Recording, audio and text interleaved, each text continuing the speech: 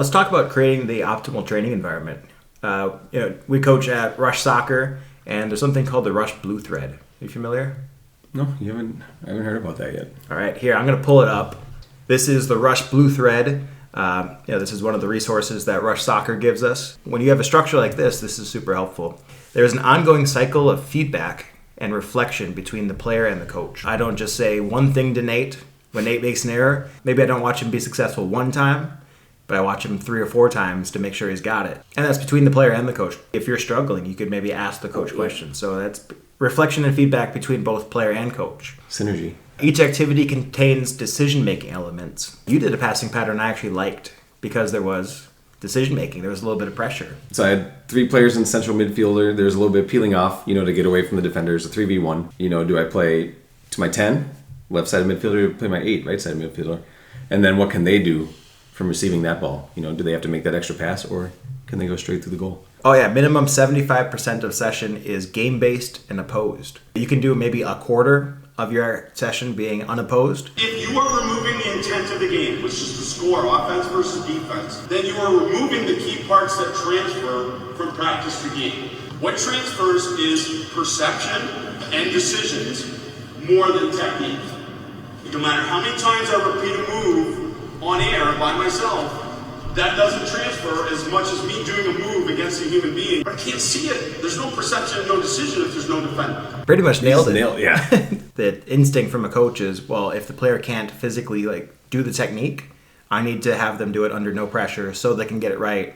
But really, it's not really useful. There's no decision making. You could use a quarter of your session max to work on unopposed. If you can add even a little bit of opposition, like the 4v1 in Nate's games, it's going to be better, right? There's a reason for the players to go fast. It's not coming from the coach saying, go faster.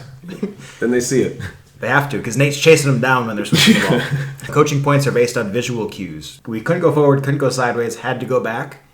That means that this side is not available to play on most of the time, right? Don't say never, don't say always as a coach, but almost always. Yep. I can say almost always. My big keyword was one more. So that's just one example of a visual cue that our whole team sees, and we all know faster than the other team that this is going to happen next. The other team doesn't know our visual cues, so we can all start dropping off as center backs. Our number 2 on the other side is getting wide. Design of the session, week, or season plan meets the needs of the players and team. You get shut out of the game, right? You apply maybe attacking details to your next training to help the team progress. Right? It's like, I found this terrible flaw that our team was doing against the ECNL team. We want to see, oh my gosh, my team just did that. I need to fix that right away.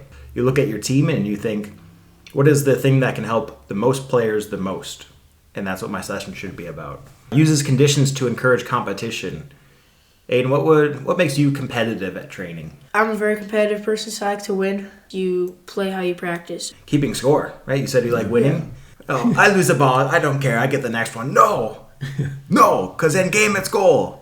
Just keeping score is going to make you try harder as a player. Yeah. You do this type of thing. If you score left-footed, you get 2 goals. Yeah. Coaches positively to encourage and build confidence, catch them being good, throw a few compliments out there. Still, hold a high standard. Yes. Yeah, last one. Yeah. This one is actually challenging. It says the ball is rolling at least 70% of the time in the session.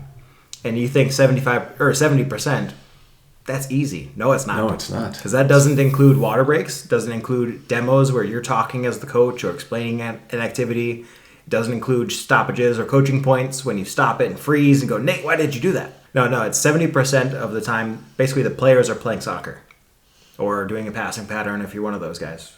Yep. Right? Make sure it's a post. Yep. Coaches out there, if you want to time yourself, maybe have an assistant coach or a parent do it. When I tried this, I think my record was 93. That was a good thing. But that was because that's because I got 71 the first time, and I'm like, oh my gosh. That's really good. I need to get these players more active. I got to talk less. Quicker, but more coaching points.